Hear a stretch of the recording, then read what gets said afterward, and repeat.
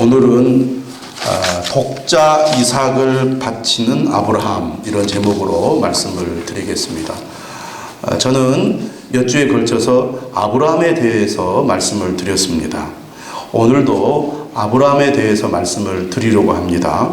우리는 아브라함의 삶을 통해서 매우 중요한 교훈들을 배우게 되는데, 첫 번째로 오늘 우리가 배우는 중요한 교훈은 바로 믿음은 결단이라는 것입니다. 한번 따라서 합시다. 믿음은 결단이다. 아브라함에게 하나님께서 명령하셨죠. 너는 고향과 친척과 아버지의 집을 떠나 내가 내게 보여줄 땅으로 가라. 이렇게 명령하셨을 때 아브라함은 지체하지 않고 즉각적으로 결단을 합니다. 그래서 12장에 보면 아브라함이 여호와의 말씀을 따라갔다고 되어 있습니다. 무려 75세 하나님의 부름을 받은 아브라함은 하나님의 부르심에 응답하여 결단하였다는 것입니다. 떠난다는 것은 무엇을 의미합니까? 세상 중심의 삶에서 하나님 중심의 삶으로 바꾸는 것을 말하죠. 세상의 가치를 추구하는 삶에서 하나님 나라의 가치를 따르는 삶으로 전환하는 것이 바로 떠나는 것입니다. 우리가 하나님의 부름을 받아서 믿음의 삶을 시작했습니다. 우리가 말씀을 듣고 믿음으로 결단하고 또 은혜 받는 것은 하나님의 부르심, 하나님의 선택, 하나님의 은혜라고 말할 수 있겠습니다. 하나님이 부르실 때 우리가 결단함으로 믿음의 삶이 시작이 되는 것이죠.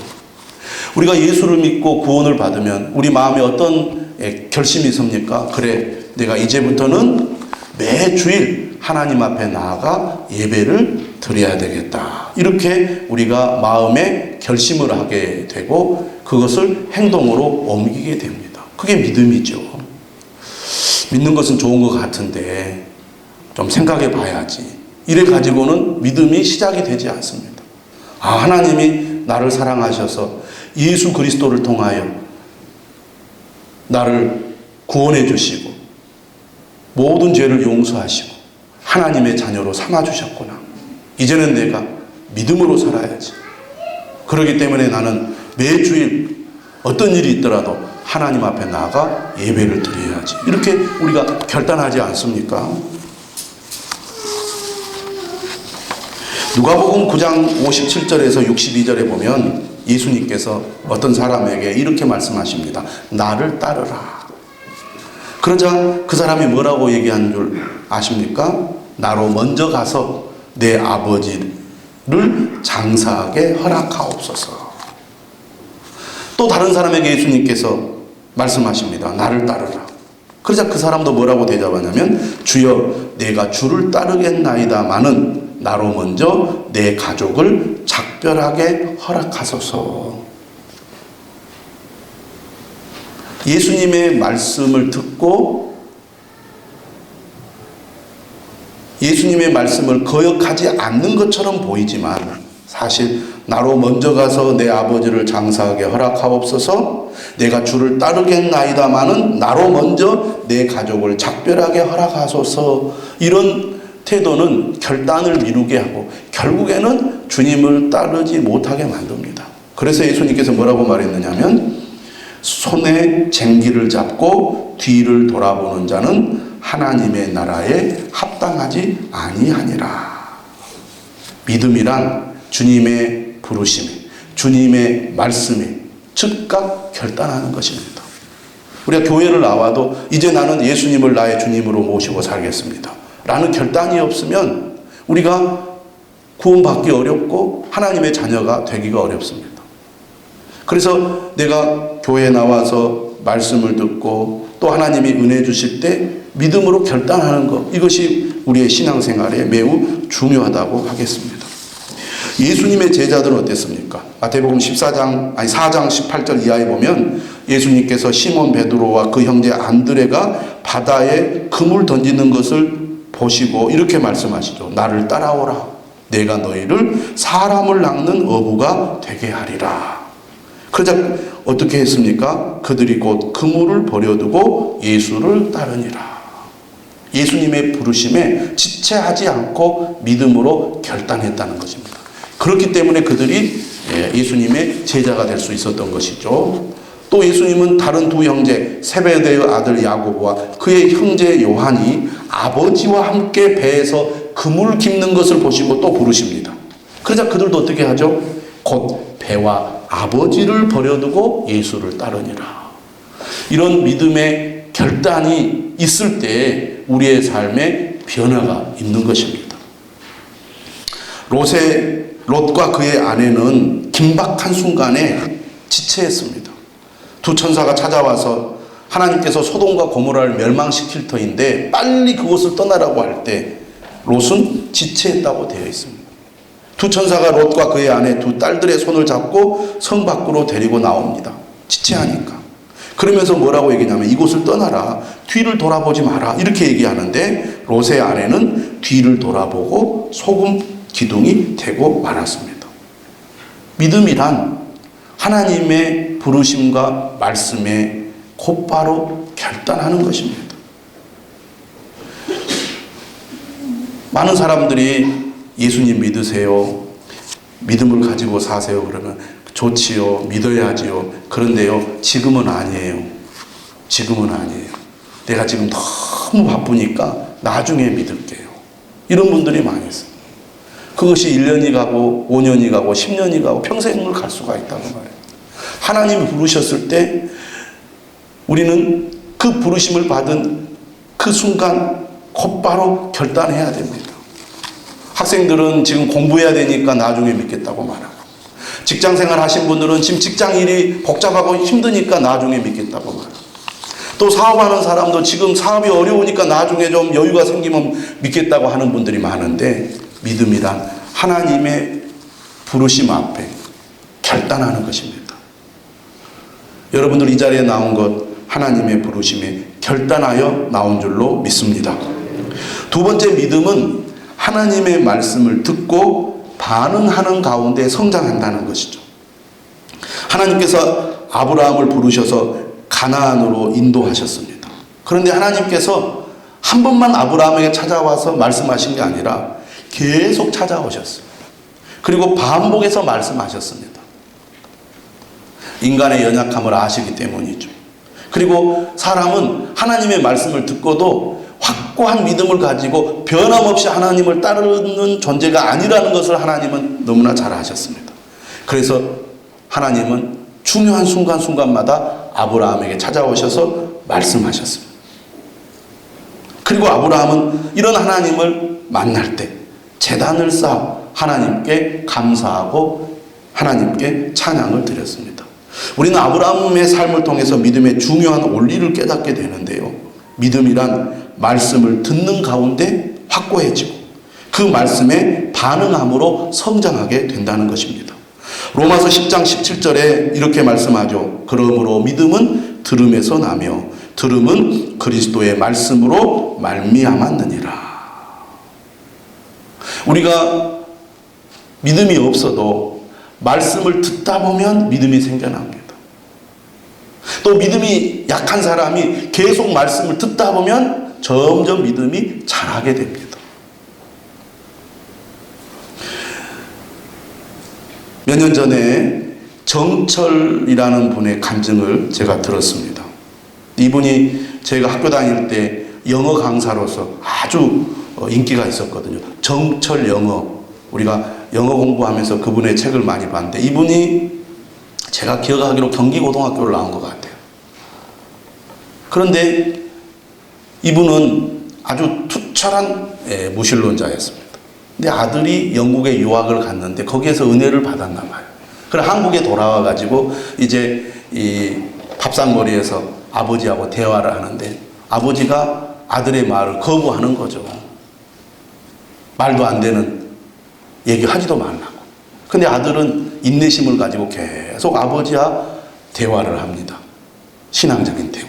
그렇게 대화를 하는 가운데 1년 만인가 마음을 열고 아버지가 예수님을 받아들여요. 그래가지고 그분이 이제 자기가 잘하는 영어를 가지고 복음을 전하고 선교하는 일을 열심히 하고 있습니다. 하나님의 말씀을 반복해서 계속 듣다 보면 처음에는 거부감을 가지더라도 말씀이 사람의 마음속에 들어와서 역사하면 믿음이 없던 사람도 믿음이 생기게 되고 믿음이 생기니까 믿겠다고 결단을 하게 돼요. 그래서 교회에 나와서 신앙생활을 하는 가운데 믿음이 성장하고 하나님께서 그 사람에게 주신 달란트를 가지고 하나님을 위해서 봉사하고 헌신하게 만들더라 그 말입니다. 그래서 믿음은 들음에서 나는 것입니다. 그래서 우리가 잘 이해가 안 되고 잘 안 믿어져도 말씀을 계속해서 반복적으로 들으면요 믿음이 생겨나는 거예요. 그래서 말씀을 들을 수 있는 기회를 제공하는 것이 얼마나 중요한지 모릅니다. 또 우리가 신앙생활 하는데 믿음이 답보 상태에 있는 경우가 있습니다. 그렇기 때문에 양육이란 게 참 중요합니다. 믿음이 좋았던 사람도 어떤 환경이나 계기를 통해서 믿음이 다시 약해질 때가 있거든요. 그래서 우리는 늘 끊임없이 말씀을 또 듣고 말씀을 배우는 그런 노력들을 해야 된다는 것입니다. 그것이 믿음이 확고해지고 성장하게 되는 발판이 되기 때문입니다. 예배란 무엇입니까?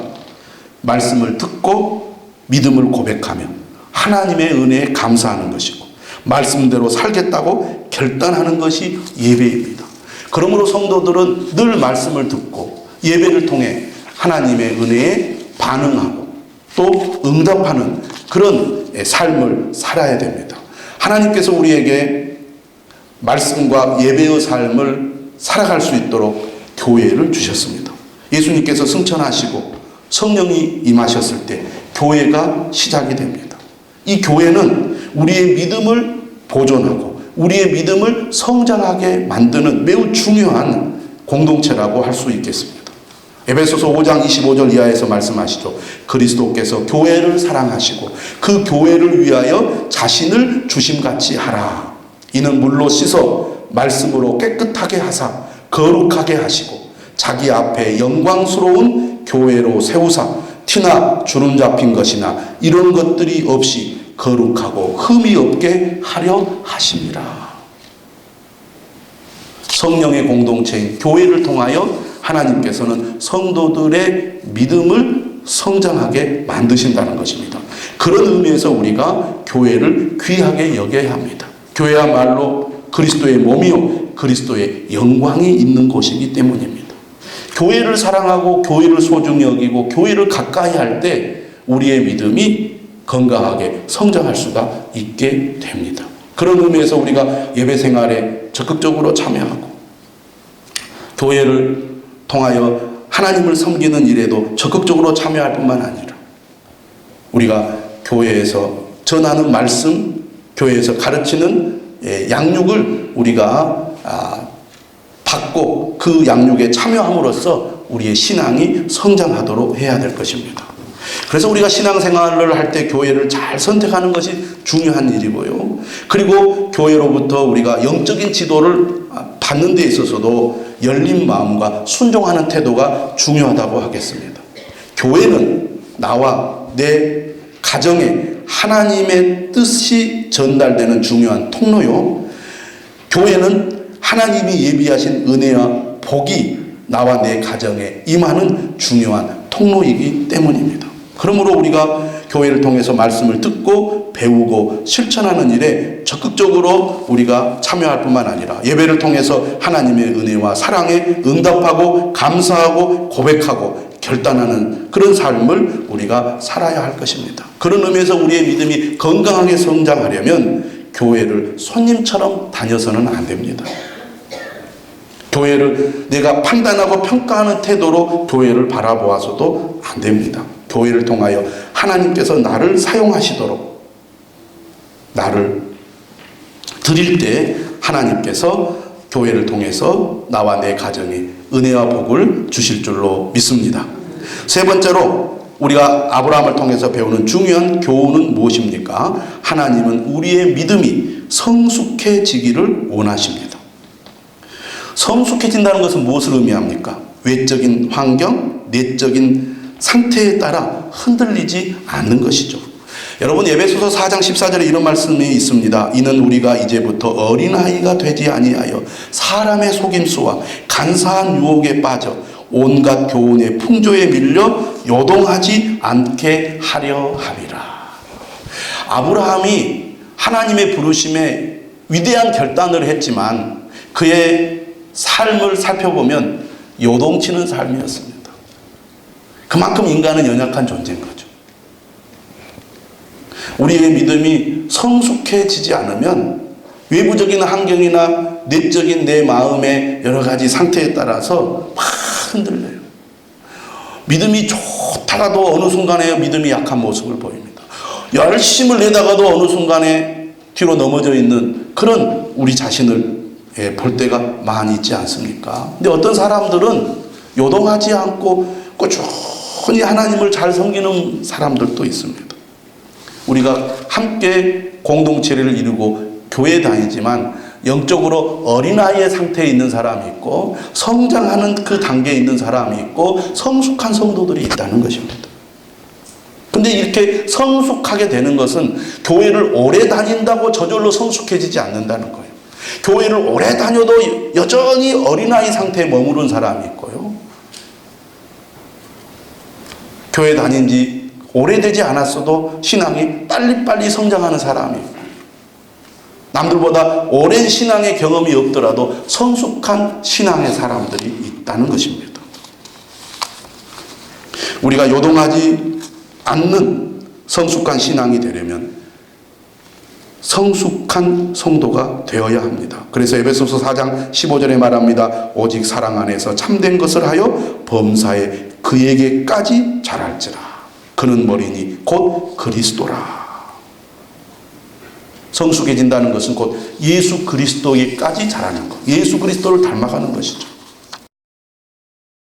그러면 오늘 우리가 말씀을 통해서 하나님께서 어떻게 흔들리는 아브라함을 성숙한 성도가 되게 하셨는가? 가장 큰 첫 번째는 계속 말씀을 주셨다는 거죠. 그리고 결정적으로 오늘 본문을 통해서 하나님께서 어떻게 아브라함을 성숙하게 만드시는지를 잘 볼 수가 있습니다. 어떻게 하나님께서 아브라함을 성숙한 사람이 되게 만드시는가? 그것은 바로 믿음의 훈련입니다. 믿음은 훈련을 통해서 성숙해진다는 거죠. 한번 따라서 합시다. 믿음은 훈련을 통해 성숙해진다. 그럼 어떤 훈련을 통해서 성숙해집니까? 바로 순종의 훈련을 통해서 성숙해진다는 거예요. 우리가 얼마나 하나님의 말씀에 순종하느냐가 우리가 얼마나 성숙해지는가를 말해주는 하나의 기준이 된다고 할 수가 있겠습니다. 여러분, 아브라함을 한번 생각해 보십시오. 75세의 부름을 받아서 아들 이삭을 낳기까지 25년이 걸렸어요. 그 사이에 얼마나 많은 일들이 있었습니까?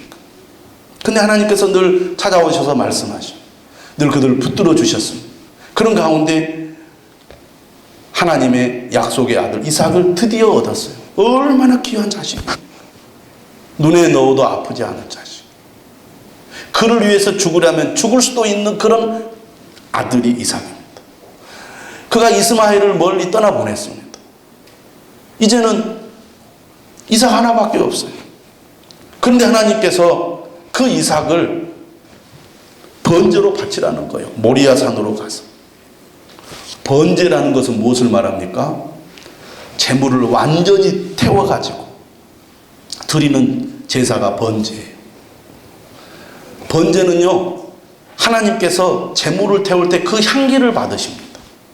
그러니까 100세 얻은 아들, 눈에 넣어도 아깝지 않는 그 귀한 아들, 그 아들을 하나님께서 번제로 바치라고 할 때 얼마나 아브라함의 마음이 무너지겠습니까? 그리고 얼마나 그 하나님의 명령이 황당했겠어요. 도무지 이해할 수도 없고 받아들일 수도 없는 명령이에요.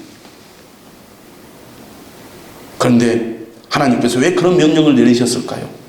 이처럼 도저히 받아들이기 어려운 명령을 통해서 하나님께서는 아브라함의 순종을 시험하신 것입니다. 여러분, 우리가 어떤 부분에 대해서 아주 능력을 갖추려면 쉬운 것을 반복해 가지고는 절대로 실력을 쌓을 수도 없고 우리가 발전할 수도 없습니다.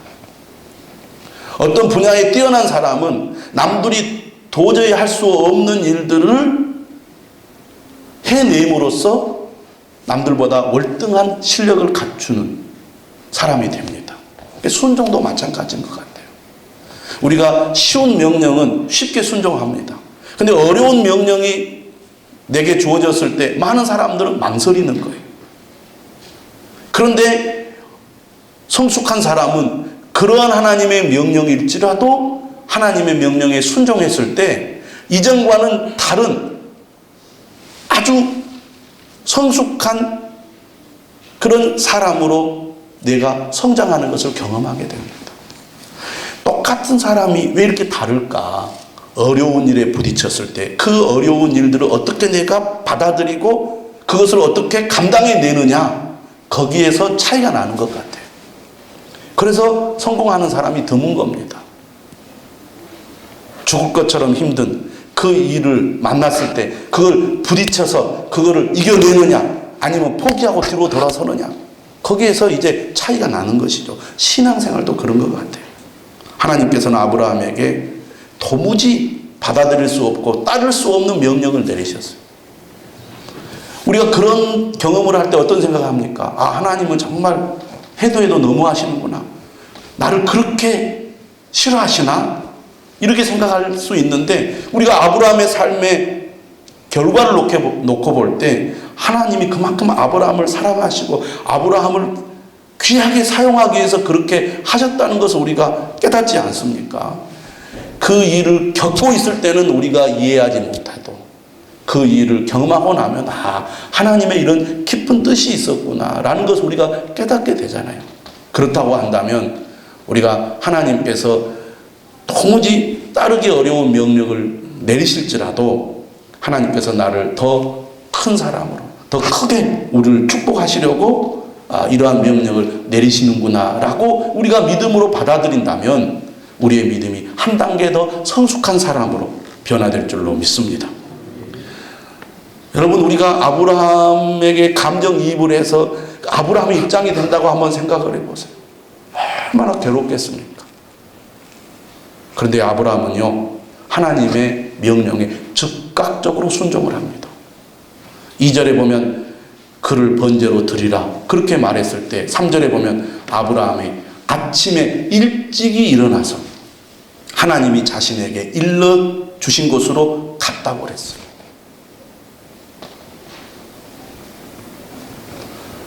(12장) 말씀과 똑같이 22장 3절에도 떠나 또 가더니 이런 단어가 있습니다. 그러니까 아브라함은 하나님의 명령에 지체하지 않았어요. 즉각적으로 순종했습니다. 그런데 더 우리가 생각해 볼 것은 4절입니다. 4절이 어떻게 시작하냐면 제3일에 아브라함이 눈을 들어 그곳을 멀리 바라본지라고 되어 있습니다. 그러니까 첫째 날 아침에 일찍이 떠났죠. 그리고 하룻밤 자고 또 이튿날을 또 걸어갔습니다. 그리고 이튿날 밤을 또 잤어요. 그리고 3일, 제3일이 되었을 때 드디어 저 먼 곳에 하나님께서 정하신 모리아 산이 보인 거예요. 여러분, 그 3일의 기간 동안에 아브라함이 어떤 생각을 했을까요? 여러분, 3일이면요 생각이 바뀌어도 수백 번, 수천 번 바뀔 수 있는 시간입니다. 우리가 어떤 일을 하다가도 도중에 에라, 안 해야지, 하지 말아야지, 하기 싫어 하고 돌아서는 경우들이 많잖아요. 짧은 순간에 결단하고 행동에 옮기는 것은 생각할 수 있는 시간을 줄여서 어떤 일을 선택하고 결단하기가 쉬운데 어떤 일을 행동에 옮기기까지 시간이 주어진다는 것은 마음을 바꾸기 딱 좋은 기회라는 것이죠. 하나님의 명령에 순종해서 네, 그렇게 하겠습니다 하고 떠났지만 가다가 생각해봐도 말이 안 되고 가다가 생각해봐도 이건 도무지 아니다 이렇게 생각하면 뒤로 돌아설 수 있는데 아브라함은 이 3일의 기간 동안에 모르겠어요. 마음에는 여러 가지 생각을 많이 했겠죠. 사람인지라. 그러나 그는 흔들림 없이 하나님의 명령에 순종했다는 겁니다. 어떻게 보면 이 3일의 시간이 아브라함에게는 훈련의 시간이었을 것입니다. 아무리 그가 믿음이 좋다고 할지라도 하나님이 반드시 내 아들을 지켜주실 것이다, 하나님의 큰 뜻이 있을 거다, 그렇게 믿었다 할지라도 그것을 막상 행동에 옮기는 것은 어려운 일이잖아요. 그러나 그런 기간 동안에 그는 계속해서 하나님의 약속의 말씀을 되뇌이고 또 되뇌이고 또 큰 믿음으로 고백하고 기도하고 그렇게 하면서 갔을 거 아니에요.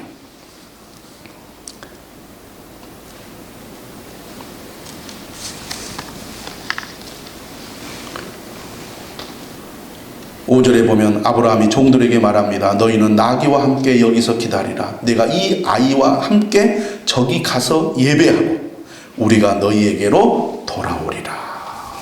그래서 아브라함이 이제 번제나무를 가져다가 그의 아들 이삭에게 지웁니다.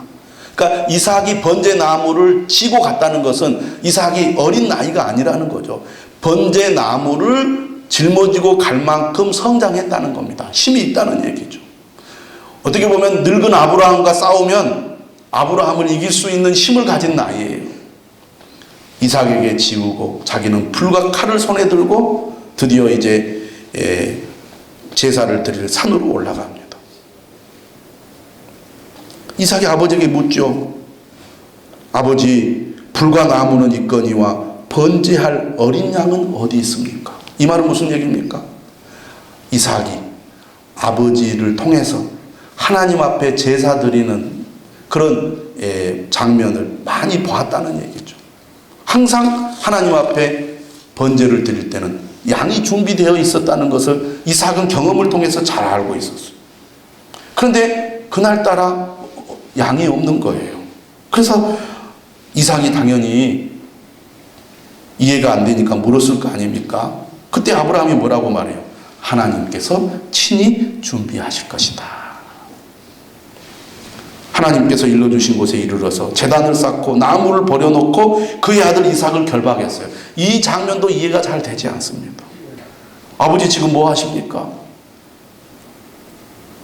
하나님께서 너를 번제로 바치라고 한다. 싫어요. 이렇게 했을 수도 있잖아요. 근데 아들이 여기서 반항했다는 그런 흔적이 전혀 없습니다. 그러니까 아버지께서 하나님의 말씀에 순종하는 그런 삶을 그가 보았다는 얘기고, 하나님의 뜻이 있을 거라고 이삭도 어떻게 보면 믿고 신뢰했다고 볼 수 있습니다. 어쨌든 이러한 광경은 참 복잡한 거죠, 상황이. 마음도 그렇고. 그런데 아브라함은 그런 상황 속에서 아들을 결박하고 제단 나무에 놓고 손을 내밀어서 칼을 잡고 그 아들을 잡으려고 했습니다. 정말 죽이려고 한 거죠. 그때 다급한 목소리가 하늘에서 들립니다. 여호와의 사자가 아브라함을 불러요. 아브라함아, 아브라함아, 그 아이에게 손을 대지 말라. 그에게 아무 일도 하지 말라. 내가 내 아들 내 독자까지도 내게 아끼지 아니하였으니 내가 이제야 내가 하나님을 경외하는 줄 아노라. 하나님의 명령에 절대 순종하는 아브라함을 통해서 하나님께서는 아브라함의 믿음이야말로 진짜라는 것을 알게 된 것입니다. 그리고 나서 아브라함이 눈을 들어 살펴보니까 한 순양이 뒤에 있는데 뿌리 수풀에 걸려 있는 것을 보게 되죠. 아브라함이 가서 그 순양을 가져다가 아들을 대신하여 번제로 드립니다. 그리고 아브라함이 그 땅 이름을 여호와 이레라고 부르죠. 여호와께서 준비하셨다는 말입니다. 여호와의 사자가 하늘에서부터 두 번째 아브라함을 부릅니다. 이게 오늘 우리 본문의 시작이죠. 여호와께서 이르시기를 내가 나를 가리켜 맹세하노니 내가 이같이 행하여 내 아들 내 독자도 아끼지 아니하였은즉. 이 말이 지금 두 번째 나옵니다. 내 아들 내 독자도 아끼지 아니하였은즉. 내가 너에게 큰 복을 주고 내 씨가 크게 번성하여 내 씨가 그 대적의 성문을 차지하리라. 이렇게 다시 한번 하나님께서 강하게 약속을 하십니다. 또 18절에도 뭐라고 말합니까? 또 내 씨로 말미암아 천하 만민이 복을 받으리니 이는 내가 나의 말을 준행하였음이니라. 순종했다는 것이죠. 아브라함이 위대한 믿음의 사람, 믿음의 조상이 될 수 있었던 것은 이처럼 하나님의 명령에 순종했기 때문이라는 것이죠. 하나님은 순종의 훈련을 통해서 아브라함을 위대한 믿음의 사람으로 만드셨습니다. 오늘 이 시대에도 하나님께서는 우리에게 순종을 요구하시고 순종을 테스트하시면서 우리를 사용하고 계신다는 것을 믿으시기를 바랍니다. 하나님께서 왜 이삭을 바치라고 했을까요? 이삭을 바치라는 것은 가장 소중한 것을 하나님께 바치라는 것입니다. 아브라함에게 이삭보다 더 소중한 것이 어디 있겠습니까? 하나님께서 우리에게 순종의 훈련을 시키실 때 가장 소중한 것을 바치라고 말씀하고 있습니다. 여러분, 우리가 분명히 알아야 됩니다. 이삭은 하나님이 주신 선물입니다. 그런데요, 하나님이 주신 선물이 하나님보다 더 귀하게 여겨져서 하나님이 주신 선물이 하나님께 감사의 제목이 되는 게 아니라 오히려 하나님과 우리의 관계를 가로막는 우상이 될 수 있다는 것을 오늘 말씀은 우리에게 잘 가르쳐 주고 있습니다. 하나님 안 됩니다. 다 요구하셔도 이 아들만은 안 됩니다. 그럼 아브라함은 탈락했을 거예요. 이삭은 하나님이 주신 선물이지 하나님보다 더 소중한 존재는 아니라는 거예요. 근데 오늘 우리의 삶에도 하나님보다 더 소중하게 여기는 것들이 있는지를 살펴봐야 합니다. 그러나 내가 소중히 여기는 그 어떤 것이라도 하나님이 주신 선물이지 사실은 내 것이 아니죠. 한나라는 여인을 여러분 잘 알 것입니다. 이 한나라는 여인은 자식을 낳지 못해서 눈물로 하나님께 기도하던 여인이었습니다. 분인나 때문에 그냥 화가 치밀어 오르고 원통해서 견딜 수 없던 여인이었습니다. 하나님께서 그에게 아들을 주셨는데 그 아들을 하나님께 바칩니다. 하나님이 주신 선물을 하나님보다 더 귀하게 여기지 않는 믿음. 그 믿음이 한나의 아들 사무엘을 위대한 이스라엘의 지도자로 만든 것이죠. 그러나 우리가 신약 성경에서 부자 청년을 봅니다. 부자 청년은 영생을 얻고 싶었습니다. 예수님의 제자가 되고 싶어서 찾아왔는데 예수님께서 그가 가장 소중히 여기는 것이 무엇인지를 잘 알았어요. 너의 모든 재산을 팔아 가난한 자에게 주고 나를 따르라. 그러나 이 부자 청년은 재물에 대한 욕심 때문에 근심하고 떠나고 말았습니다. 여러분, 우리에게 무엇이 가장 소중합니까? 자녀입니까? 돈입니까? 명예입니까? 권력입니까? 하나님보다 더 귀하게 여기면 그것이 우상이 될 수 있다는 것을 우리는 분명히 알아야 되겠습니다. 나는 그것이 너무나 좋아서 그것 때문에 하나님께 가까이 나아가는데 방해가 돼요. 하나님 앞에 드리는 훈련을 하셔야 됩니다. 나는 하나님이 내게 가장 소중합니다. 하나님의 명령에 순종하는 것보다 더 중요한 것이 없습니다. 그런 믿음의 결단, 그런 순종의 훈련을 통하여 하나님은 우리를 위대한 믿음의 사람, 아브라함의 복을 누리는 사람으로 만들어 가신다는 것을 기억하시고 하나님 앞에 순종하는 저와 여러분들이 되시길 주님의 이름으로 축원합니다. 우리 다